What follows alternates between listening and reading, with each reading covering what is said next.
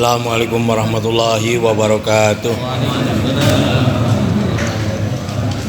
Bismillahirrahmanirrahim. Alhamdulillahirabbil alamin. Wassalatu wassalamu ala sayyidina Muhammadin asyrafil mursalin. Sayyidina wa maulana Muhammadin wa ala alihi wa sahbihi ajma'in. Amma ba'du fa inna asdaqal hadithi kitabullah wa khairul hadi hadi Rasulillah wa syarrul umuri muhdatsatuha fa inna kulla muhdatsatin bid'ah wa kulla bid'atin dhalalah wa kulla dhalalatin finnar. Wa bisanadil muttasilil muallif rahimahullahu taala wa adama nababi wa bi barakati ulumihi wa bikum fid darin Fatihah.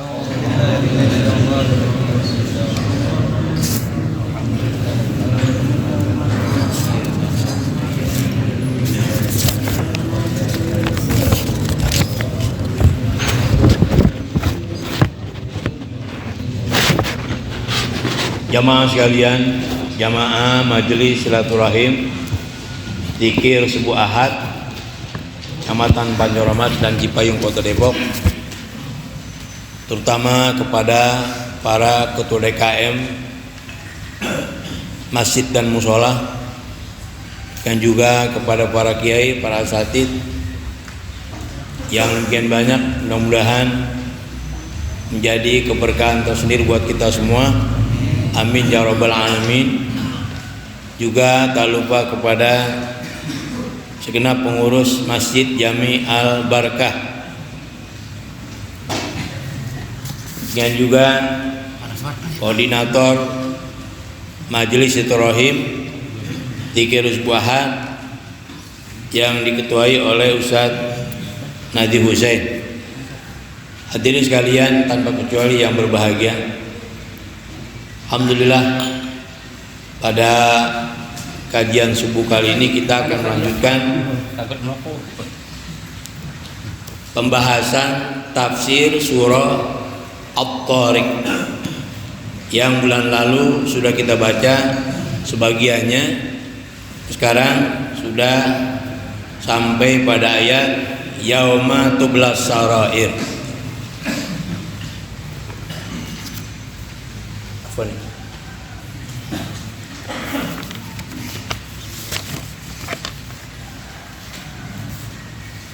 Yauma tublas sarair, pada hari di mana akan dinampakkan segala rahasia.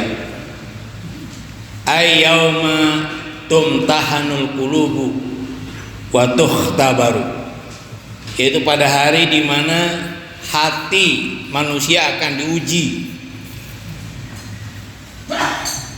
Wa yu'rafu ma biha minal aqaidi wan niyyat, dan akan diketahui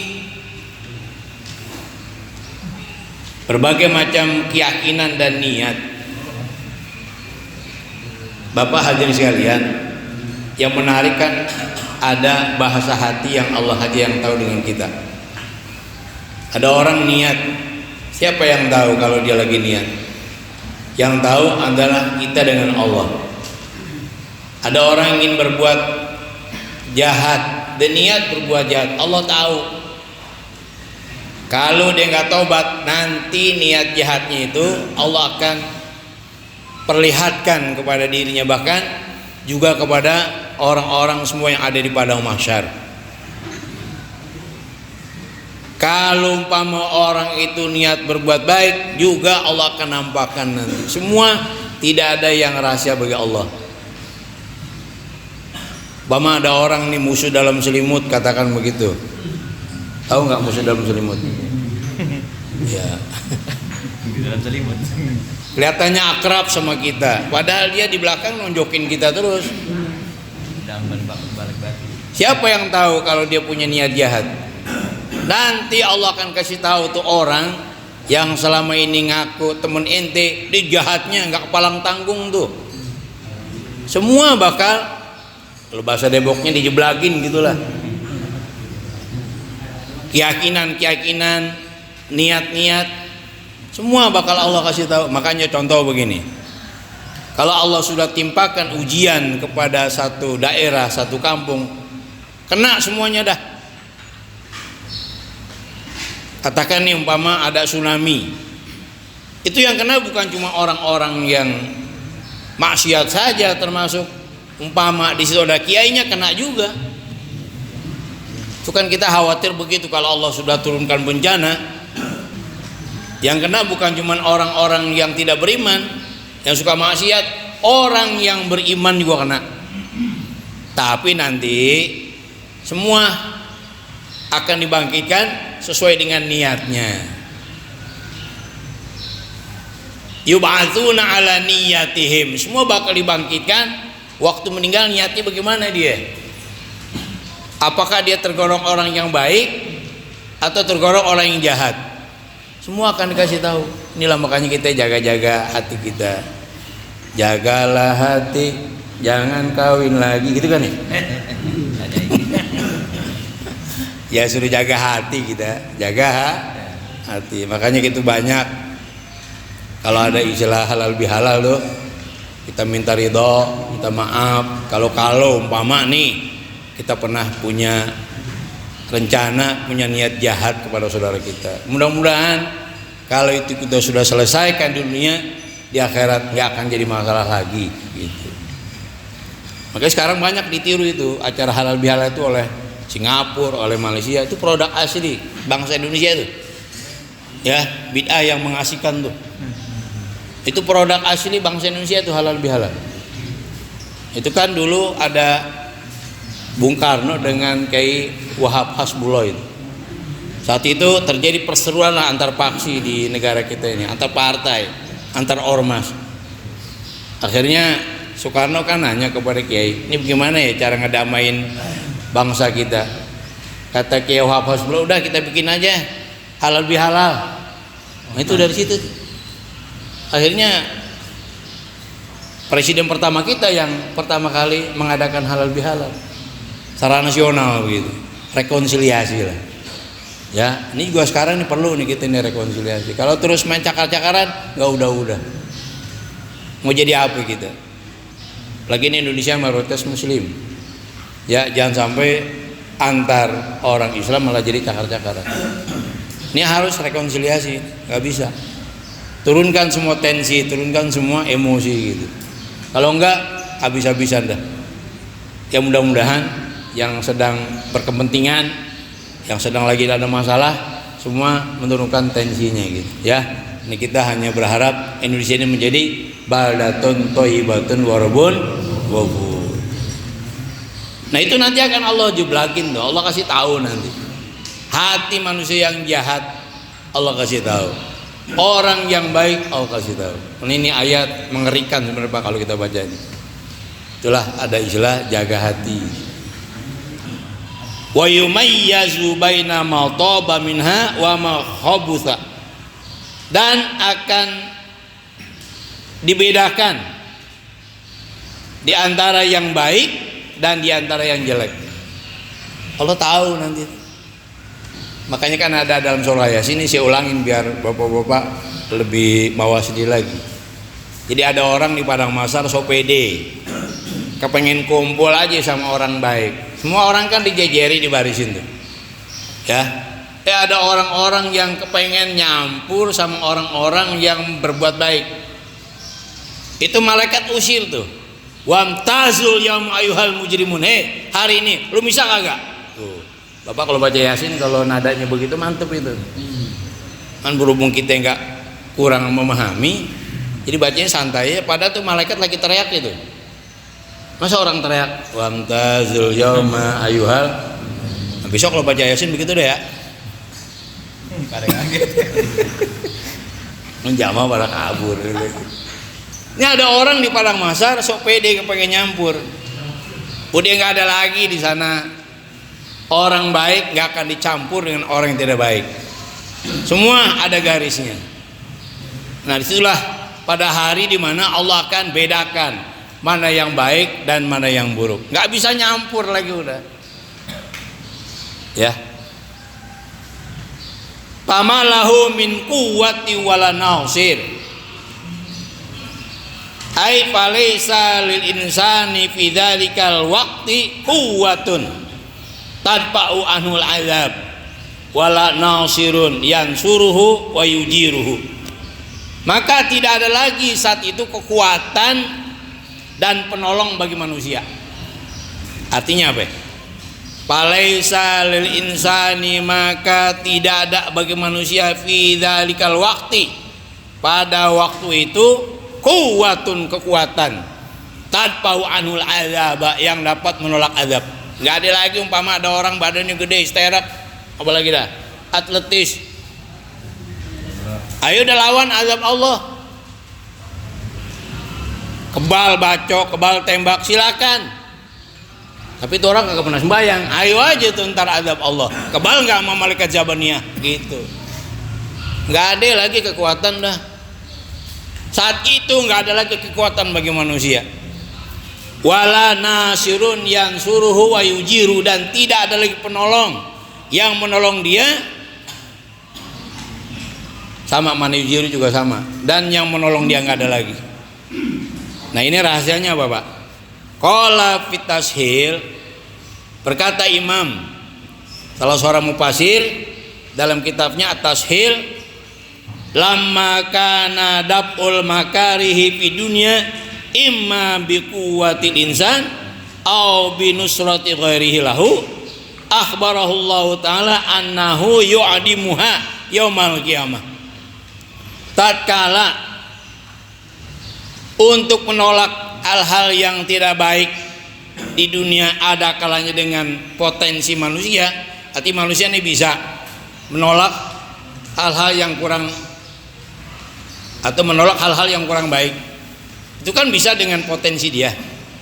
Contoh katakan nih, kita umpama di jalanan mau dibegal orang, itu kan kalau yang berani kan bisa ngelawan, ya, artinya dia punya potensi diri untuk melawan.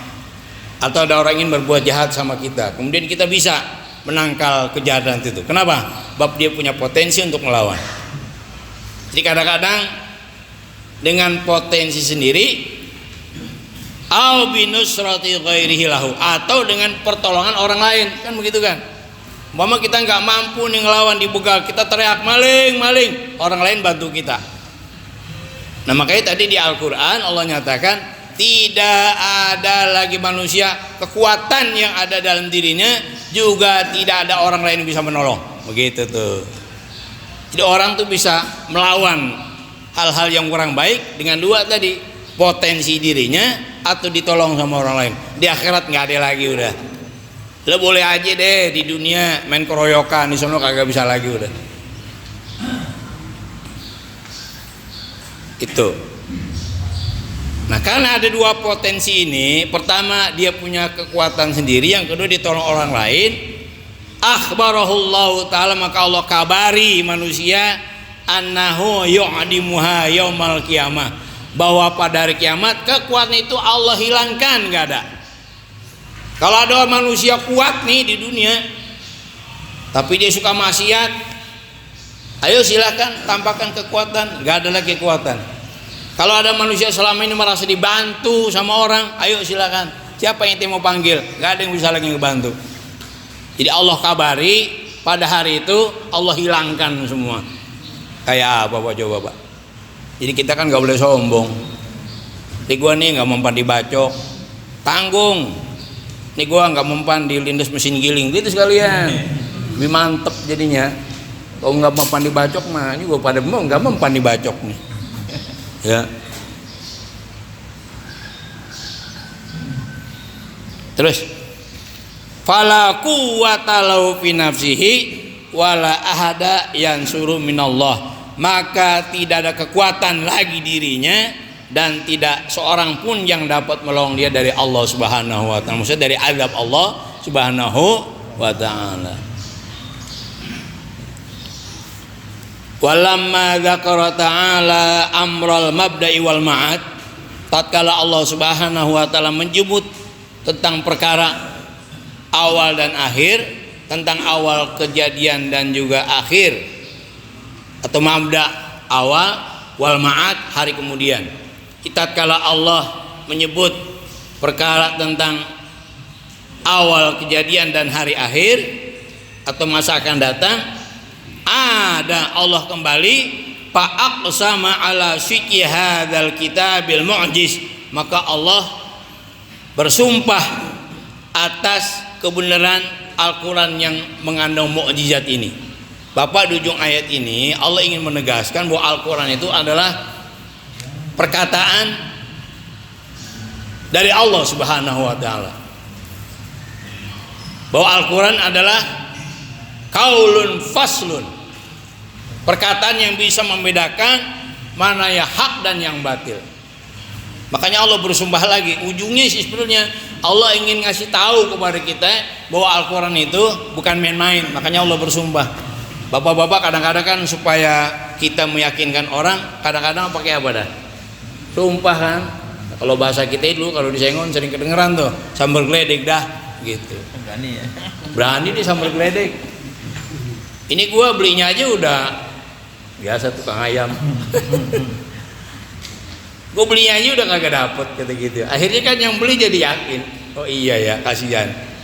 Kenapa dia begitu? Karena di awalnya mau sumpah. Ya Allah, demi langit dan bumi dah, modalnya aja udah kagak dapet begitu. Akhirnya kan yang beli jadi apa? Nah sama, Allah juga ingin supaya manusia yakin. Allah awali dengan sumpah. Ujungnya Allah cuma ingin mengatakan bahwa Al-Quran itu adalah ucapan yang dapat membedakan mana yang hak dan yang batil. Jadi Allah kembali lagi bersumpah. Faqala was-sama'i dzatir raja. Itu sumpahnya tuh. Maka kemudian Allah berfirman was-sama'i dzatir raja. Demi langit yang dzatir raja, yang memiliki hujan. Ai uqsimu bisama'i dzatil matori. Aku bersumpah dengan langit yang mengandung hujan. Lagi sekarang kan musim hujan ya. Alladzi yarji'u 'alal ibadah hinan badahin, yang akan kembali kepada hamba-hamba Allah itu hinan badahin, tiap saat. Apalagi sekarang lagi musim hujan ya, hampir tiap hari hujan. Itu Allah Subhanahu wa ta'ala yang kasih tahu makhlukku yang namanya langit itu mengandung hujan, turun saat demi saat. Itu sumpahnya Allah. Qala Ibnu Abbas mengatakan ar-raj'u al-mataru. Mana roja artinya al-matar, hujan. Walaulahu lahalakan nasu wahalakat mawashihim. Andaikan tidak ada hujan, manusia bakal mati dan juga binatang ternak bakal mati. Makanya kita syukuri aja dah, jangan gurutu mulu ya. Dikasih panas gurutu, dikasih hujan. Hujan mah dari zaman Nabi Adam juga udah ada. Jakarta banjir, zaman Belanda nggak banjir, gitu kan? Ini kesalahan siapa? Kesalahan manusia. Tempat air tempatin. Air itu makhluk Allah yang paling jujur. Dia itu pasti jalannya ke tempat yang paling rendah. Nah, sekarang banyak perumahan dibangun di atas sawah. Sawah tempat apa dah? Ada perumahan di atas balong. Balong tempat apa? Iya. Jadi kalau umpama celeduk banjir, ya salah lu, kenapa bangun di tempat gue, kata air begitu. Tapi kan manusia diberi kemampuan bagaimana beradaptasi dengan alam. Putra otak. Contoh Belanda, Amsterdam itu Pak di bawah laut. Kota yang ada di bawah laut. Artinya tinggian laut sama. Kok bisa sampai sekarang nggak banjir-banjir? Tuh Belanda kan paling jauh gue bikin apa? Bikin jembatan. Tuh sampai sekarang jembatan Panus, tahu gak? Nggak goyang-goyang gitu. Karena diapik Pak bikinnya Pak. Gak kayak kontraktor sekarang.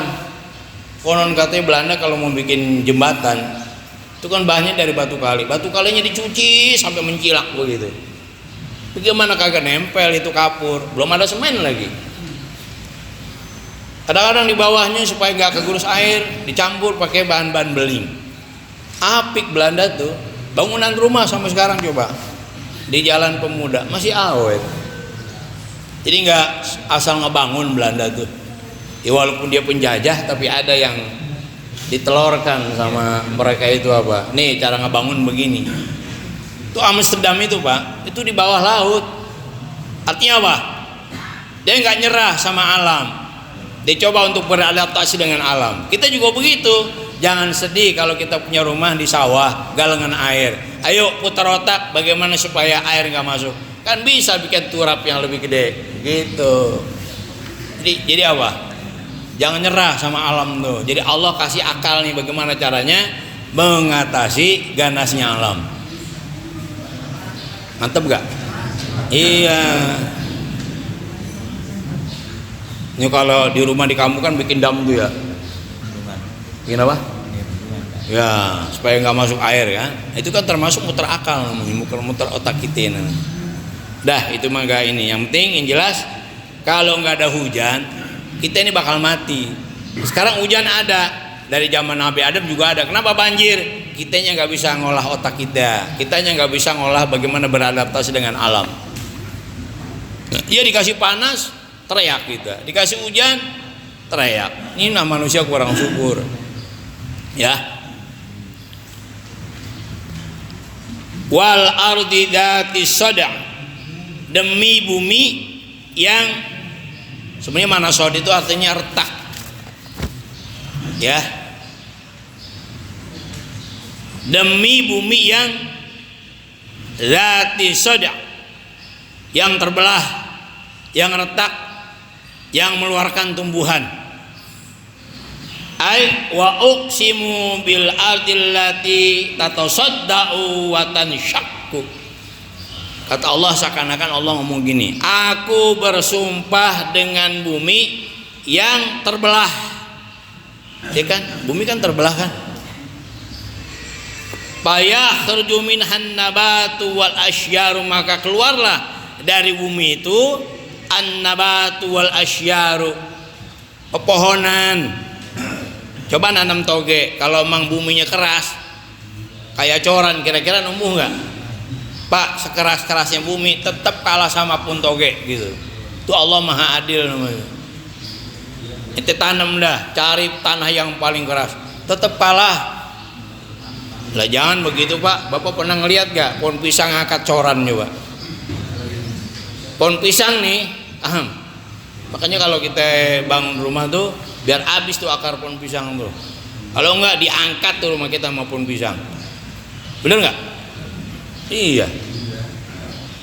Saya lihat pernah itu ada, bukan coran apa namanya?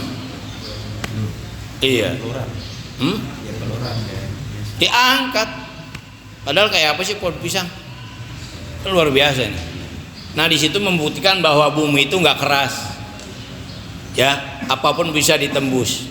Biji akhirnya bisa nembus dengan tunasnya tadi. Nah itu maknanya bahwa bumi itu adalah makhluk Allah yang mudah terbelah begitu.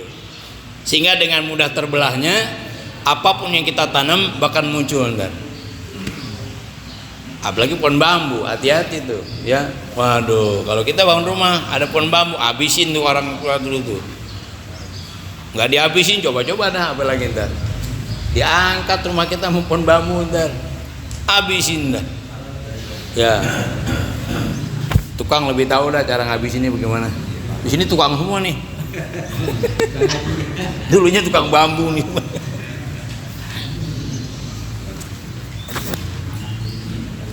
Itu mana zati soda itu. Jadi demi bumi yang dapat terbelah sehingga bisa mengeluarkan pepohonan gitu. Jadi bumi itu walaupun keras tetap aja bisa kalah dengan apa?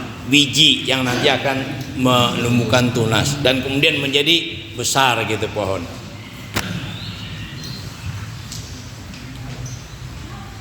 Wal azhari, dan juga bukan cuma pohonan aja, wal azhar, bunga-bungaan begitu ya. Qala Ibnu Abbas mengatakan wan shida'uha anin nabati wat tamar, yaitu terbelahnya lantaran pepohonan dan buah-buahan gitu ya. Belah deh tuh bumi itu belah, kemudian keluar tuh pepohonan dan buah-buahan gitu. Waduh Pak, kalau umpama bumi kayak coran begini, kesian petani tuh.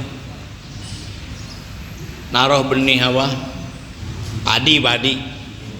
Ya kalau bumi keras, kasihanan petani. Kasihanan tukang kebun, gak ada yang numbuh tuh. Kenapa? Gak bisa muncul dia. Nah ini harus kita syukuri Pak. Cuma manusia kan gak sampai ke situ mikirnya. Harus kita syukuri. Alhamdulillah Allah jadikan bumi tempat kita berpijak, yang kalau ditanami juga mudah begitu. Terus aqsama subhanahu wa ta'ala bisama illati tufidu alainal ma. Allah bersumpah dengan langit yang akan mengalirkan air di atasnya. Artinya di atas kita tuh air bakal keluar, tuh air bakal mengalir di atas kita tuh.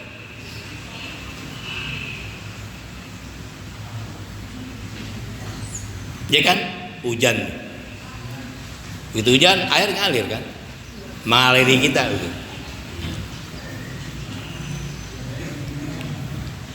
Wabil ardil lati tukhrijul lana thimar. Dan Allah bersumpah dengan bumi yang akan mengeluarkan buah-buahan untuk kita begitu.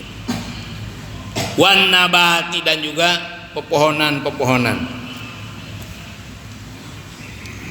Was-sama'u lil khalqi kal ab wal ardu lahum kal Langit bagi makhluk seperti bapak, sebagaimana bumi bagi mereka adalah seperti ibu. Jadi pasang-pasangan itu. Jadi langit yang hujan dibaratkan bapak, nah, tukang lembus dia. Kemudian bumi dibaratkan apa? Ibu yang ditembusin begitu. Paham dah ya? Ya paham.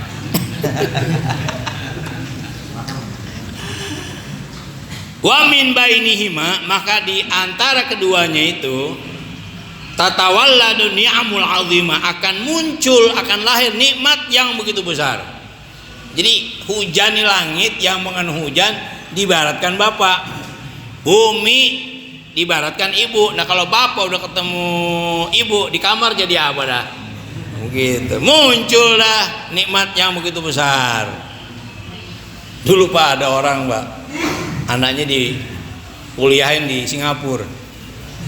Dibangga tuh. Ah hebat Pak Singapura, apa aja jadi hebat. Rongsokan masuk besi jadi apa? Tank baja, plastik jadi apa? Ember. Indonesia mana? Kata babanya, lo ya gue pondok ini Singapura cuma buat sombong doang. Lo tahu nggak? Gue masuk mama lo jadi lo gitu. Mau bilang apa dia? Itu kan lebih hebat lagi tuh. Ya, itu guru saya waktu guyon, ya. Mau sombong gitu. Terus ini kan luar biasa ini penafsirannya. Wa min bainihima, maka dari keduanya itu tatawalladu ni'amul azimah, maka lahir berbagai nikmat yang begitu besar, tumbuhan, buahan, ya, apalagi yang lagi top sekarang janda bolong gitu kan. Punya nggak? Lo kalah sama gua lo. Apalagi wal khairatul amimah, dan kebaikan yang begitu banyak.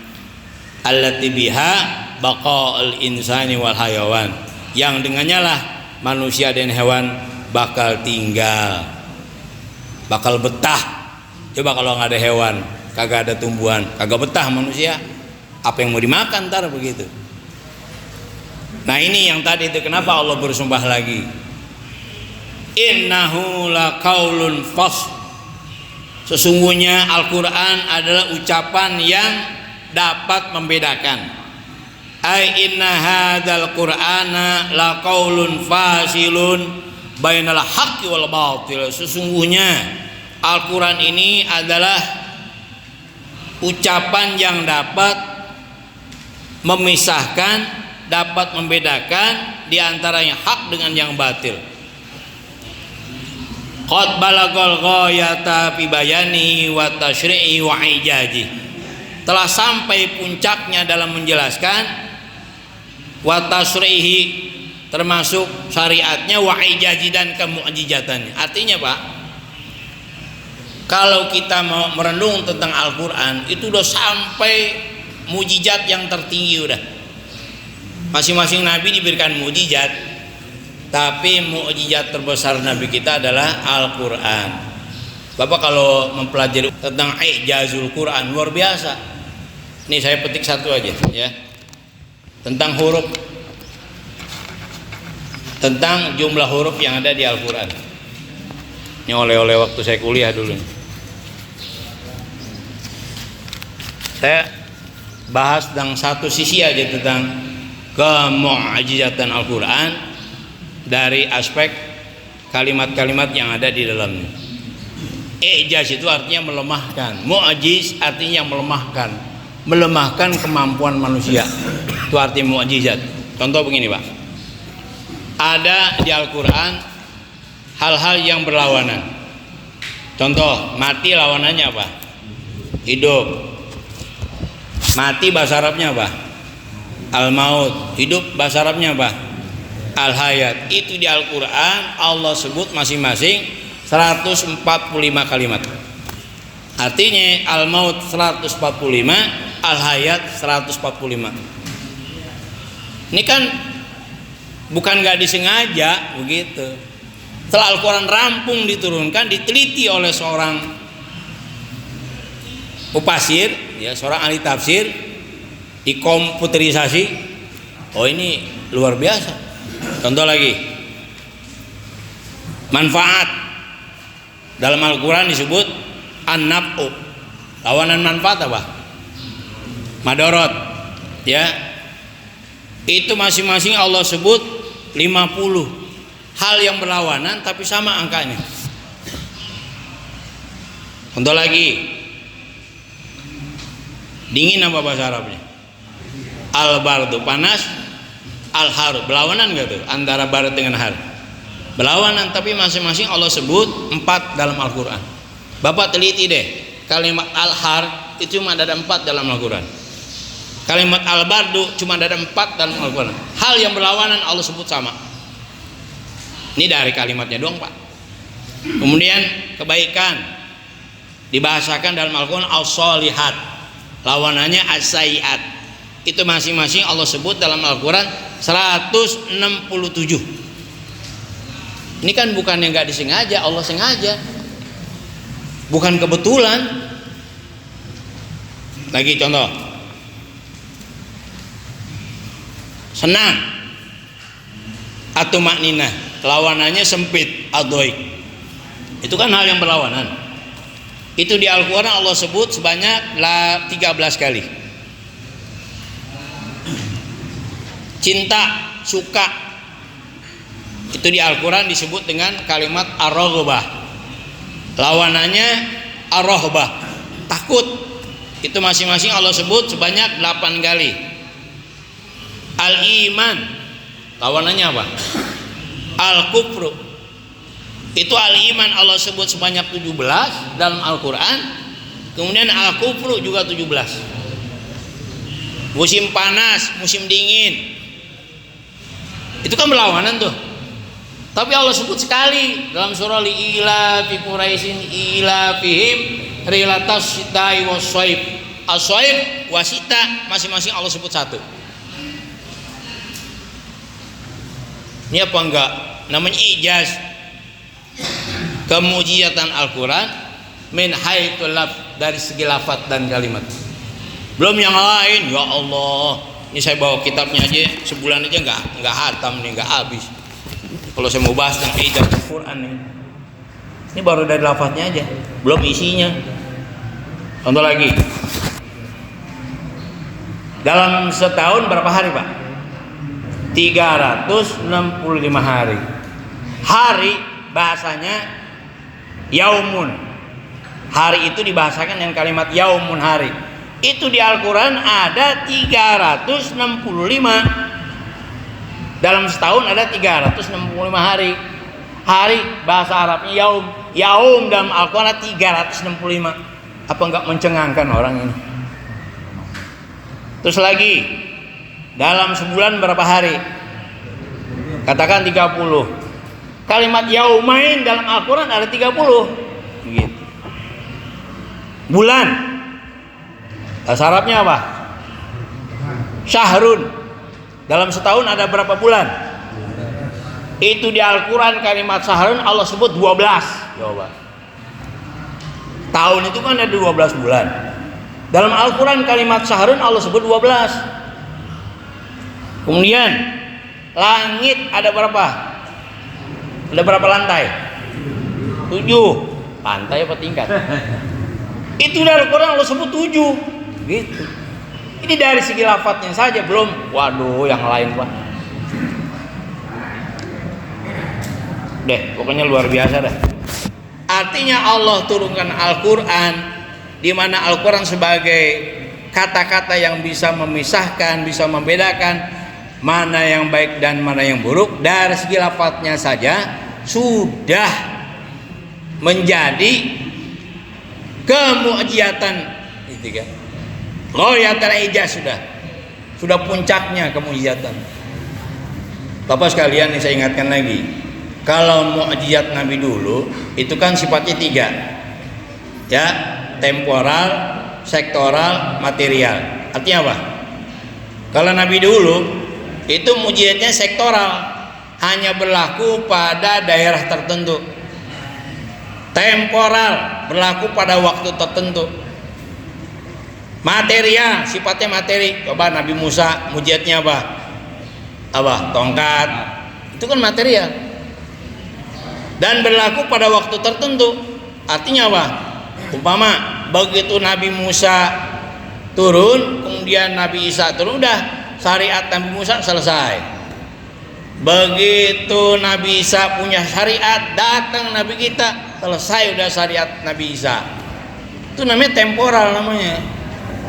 Kemudian sektoral, berlaku pada wilayah tertentu. Ya Bani Israil, hai Bani Israil, cuman buat Bani Israil saja. Tapi kalau mukjizat Nabi kita, kalau bahasa kampusnya universal. Artinya apa universal? Menyeluruh, tidak temporal, tidak sektoral, tidak material. Nah, kuliah di kita ya, gitu. Paham dah? Jadi orang-orang suka nyebut tuh Al-Quran tuh sifatnya universal. Universal makhluk apaan sih? Ada orang nanya. Itu maksudnya gitu. Jadi nggak berlaku pada wilayah tertentu. Al-Quran itu tidak berlaku pada waktu tertentu, dan juga sifatnya bukan materi. Al-Quran dari itu. Terus dikit lagi deh ya. Ini harus hatam ini mah dikit. Jadi qad balaghal ghayata fi bayani wa tasrihi wa ijaji. Al-Quran telah sampai puncaknya dalam soal penjelasannya, syariatnya, dan kemu'jizatannya. Wa ma huwa bil hajr. Al-Quran bukan ucapan olok-olok, main-main, bercanda, bukan. Ai laisa fi syai'un minal lahwi wal bati wal abad. Tidak ada di Al-Quran sesuatu pun dari kelalaian, wal batil, ucapan yang batil, wal abad, dan ucapan yang sia-sia. Semuanya serius. Begitu. Kalau kita kan macam-macam ucapannya ya. Kalau lagi serius-serius, kalau lagi bercanda, ampun dah. Bercanda juga perlu serius gitu. Al-Quran enggak serius semuanya. Enggak ada di Al-Quran ucapan yang sia-sia. Enggak ada di Al-Quran ucapan yang batil. Nggak ada yang sifatnya lahun, main-main, nggak ada Al-Quran. Makanya kan ideal ya Nabi menasihati umatnya dengan Al-Quran, ideal gini. Bal huwa jaddun kulluh, tapi semuanya serius gitu, nggak main-main. Li'annau kalamu ahkamil hakimin, karena Al-Quran adalah perkataan Allah yang maha bijaksana. Fajadirun biqarihi ayat ta'idha bi ayati.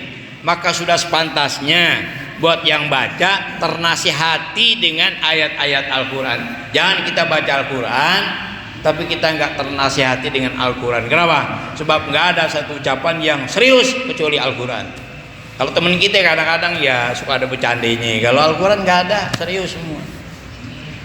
Maka tadi dibilang oleh penafsir, fajadirun, maka layak, pantas, biqorihi, buat pembacanya, ayat ta'idha bi ayatih, ternasihati dengan ayat-ayatnya, wa yastaniru bi taujihatihi wa irsyadatih, dan tersinari hatinya dengan arahan-arahan Al-Quran, wa irsyadati, dan petunjuk-petunjuk Al-Quran.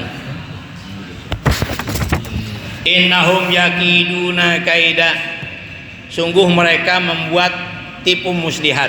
Ini orang-orang kafir membuat tipu muslihat. Ai inna haula'il musyrikina kuffaro Makkah, sesungguhnya orang-orang kafir Mekah, ya'malunal makaida, melakukan tipu muslihat, li'itfa'i nurillah, untuk memadamkan cahaya Allah, wa ibtali syariati Muhammadin sallallahu alaihi wasallam, dan membatalkan syariat Muhammad sallallahu alaihi wasallam. Bagaimana caranya diupayakan biar syariat Nabi itu enggak berlaku? Bagaimana caranya cahaya Allah redup? Begitu aja tuh. Itu kerjaan orang kafir begitu, ya. Sama kayak Zionis, kerjanya begitu aja. Pak, Yahudi itu agama lokal. Dia gak seperti Nasrani. Gak ada orang Yahudi meyahudikan orang, gak ada. Dia gak kepengen orang lain beragama Yahudi, karena agama lokal. Cuman bagaimana agama-agama lain hancur, begitu. Kristen hancur, Islam hancur, Buddha hancur, Hindu hancur, dia acak-acak sama dia. Dia nggak mendakwah kayak kita, kayak orang Nasrani, tidak. Ada istilah kristenisasi, paham nggak? Oh dia enggak. Cuman bagaimana orang-orang beragama hancur, itu kerjaan Zionis begitu tuh. Ini orang-orang kafir Quraisy termasuk Zionis, ya. Bagaimana caranya supaya nur Allah itu enggak membumi di bumi? Bagaimana syariat Nabi Muhammad enggak berlaku, enggak berjalan? Ini dari dulu tuh tipu muslihat mereka begitu. Terus, nah ketika mereka membuat tipu muslihat, wa akidu kaida, aku pun akan membuat tipu muslihat, Allah balas namanya. Ai wa ujazihim ala kaidihim bil imhal, tsumman nakal, kemudian aku balas tipu muslihat mereka dengan cara ditunda, kemudian disiksa. Artinya ketika mereka membuat tipu muslihat, Allah nggak langsung balas. Tapi bukan berarti nggak dibalas. Tar, gue tunggu lo gitu. Jadi kalau ada orang maksiat, makmur, bayang kagak, puasa kagak, pokoknya nggak pernah ngerjain, ya perintah Allah, kerjaannya melanggar larangan Allah, kemudian makmur hidupnya, bukan berarti Allah biarkan. Boleh jadi istidraj, namanya Allah sedang ulur gitu. Tar lu waktunya gue tarik. Nah coba lagi enak-enak, tahu-tahu Allah cabut nyawanya, nggak sempat tobat. Ini yang kita ngeri kan begitu. Ini kadang-kadang kita salah paham. Dah gua di mana aja ada subuh gabungan gua hadir, tapi gua nggak kaya-kaya gitu. Mau dikira buat kaya kali. Ini orang yang agak pernah hadir subuh gabungan, bayang kagak, puasa kagak, maksiat mulu kerjanya. Dia kaya. Ini salah duga nih orang. Boleh jadi apa yang kita lihat sama saudara kita itu istidraj namanya. Allah ulur terus. Kayak kita lagi main layangan, Pak. Main layangan nih. Dulu kan itu main layangan tuh. Main ulur aja, ayo apalagi musuhnya nantangin terus, nggak taunya putus tangan. Mau bilang apa? Lagi enak aja ulur, tak aja. Lagunya ke bawah. Jadi jangan. Makanya Allah tadi bilang tuh, tipu muslihat mereka, tenang aja. Walaupun tidak saat itu diganjar, dibalas, ntar waktunya. Makanya kan Nabi dipesan apa? Haitu akhudhuhum akhdha azizin muqtadir. Sekiranya aku akan siksa mereka seperti siksa orang yang gagah. Tuh Allah nggak main-main ntar. Ya, aku akan siksa mereka dengan siksaan seperti orang yang aziz, yang perkasa gitu. Jika raja ini bengis gitulah. Kalau gue rejang lu gitu kalau bahasa Jakarta tuh. Ya, tahu istilah rejang. Ayo lu buat dah, tar gue rejang lu. Rejangnya juga nggak main-main lagi. Terus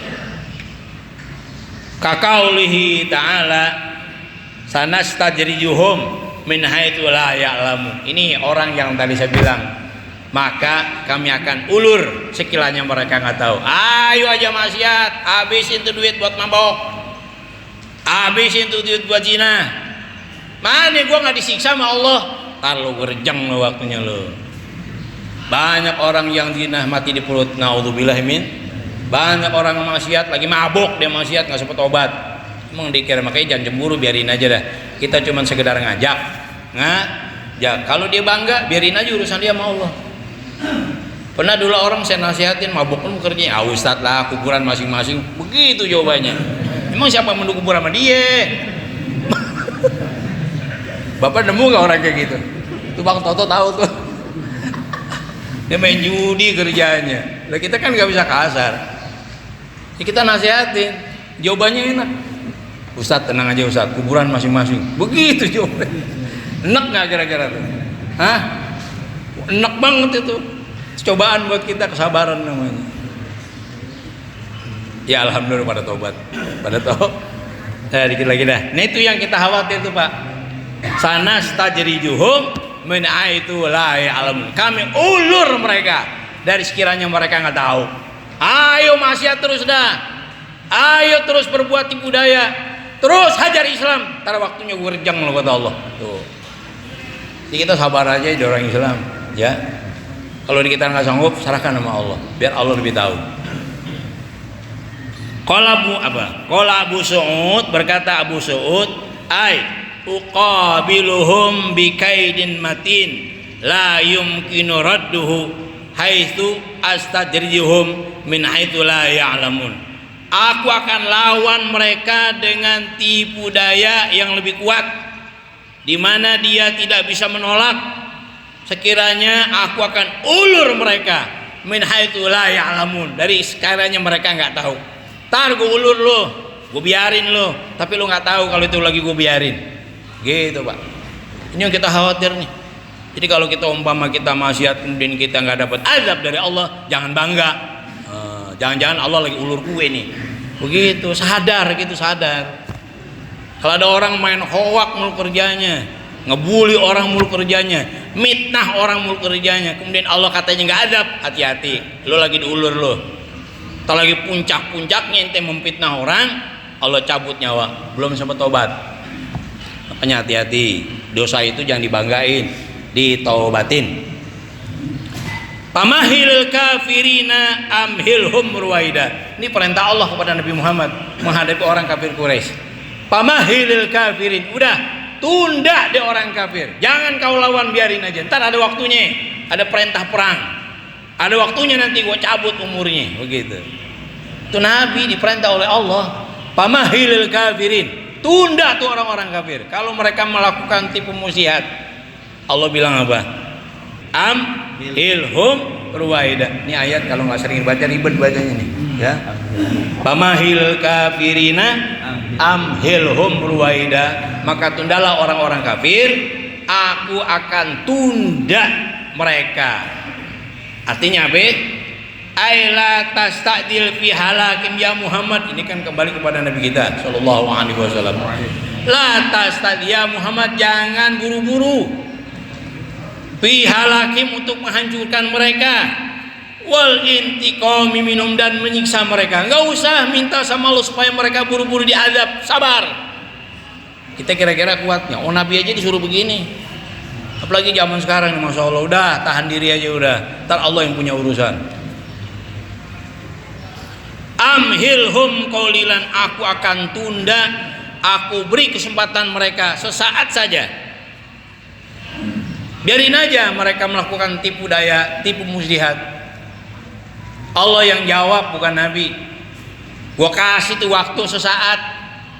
Fasaufa taroma asna'u bihim, maka kau nanti bakal tahu apa yang akan kau lakukan kepada mereka.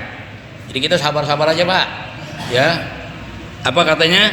Fasaufa taroma asna'u bihim, nanti kau bakal lihat ma asna'u bihim, apa yang aku akan lakukan kepada mereka. Wa hadza muntahal wa'idi wa tadid. Inilah puncak dari ancaman yang begitu hebat. Ini ayat ini luar biasa. Kalau kita renungin, ini ancaman yang paling luar biasa nih. Kalau ada orang maksiat, nggak dia apain? Ntar lo waktunya gue rejeng. Sekarang mau gue kasih kesempatan aja lo. Kalau ada orang buat tipu muslihat kepada Islam, biarin aja udah. Ntar waktunya lo. Itu ayat ini sebenarnya kata pengarang. Wahada muntal wa'idi wa tahdid. Ini adalah puncaknya ancaman Allah dan puncaknya ya tahdid sama ancaman Allah. Dah barangkali itu ya. Ini saya sampai teriak-teriak kenapa? Semangat. Jangan sampai apa yang ada di ayat ini kita lakukan. Jadi kalau ada tetangga kita bangga sama maksiat, nasihatin. Hah? Apa katanya tadi? Gua nggak pernah tuh ikut subuh gabungan. Jumatan gua nggak pernah, tapi gua kaya, mau apa lo? Nasihatin. Jangan-jangan lu bukan jangan-jangan lagi diulur lu ntar lu. Ntar lagi enak maksiat dikedet, mati dah. Nah kita jangan sampai begitu. Buat kita, kalau kita merasa berbuat salah kepada Allah dan kepada masyarakat, banyakin apa? Istighfar, jangan bangga. Nah Bapak sekalian, barangkali inilah yang dapat Al-Fakir sampaikan. Mudah-mudahan ada manfaatnya, dan mohon maaf kepada para kiai, bukan menggurui, ini sharing namanya ya. Sekali lagi mohon maaf, kami aturkan. Wallahul muwaffiq ila aqwamit thoriq. Assalamualaikum warahmatullahi wabarakatuh.